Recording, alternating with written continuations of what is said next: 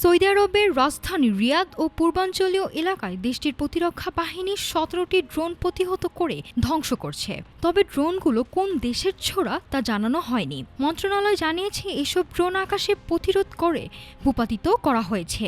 শুক্রবার ও শনিবার আল খার্জ গভর্নরেটের দিকে ছোড়া ৬টি ব্যালিস্টিক ক্ষেপণাস্ত্র প্রতিরক্ষা ব্যবস্থার মাধ্যমে ধ্বংস করা হয়েছে।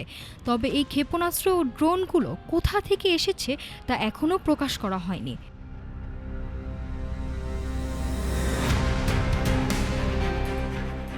প্রসঙ্গত, গত ২৮ ফেব্রুয়ারি ইসরায়েল ও যুক্তরাষ্ট্রের আগ্রাসনের জবাবে ইরানও পাল্টা হামলা চালিয়েছে।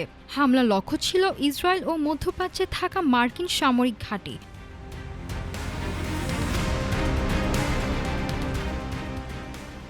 সৌদি আরবের প্রতিরক্ষা ব্যবস্থার মাধ্যমে আকাশসীমা নিরাপদ রাখার প্রচেষ্টা তীব্র হলেও ড্রোন হামলার উৎস এবং ভবিষ্যতের ঝুঁকি নিয়ে প্রশ্ন এখনও রয়ে গেছে।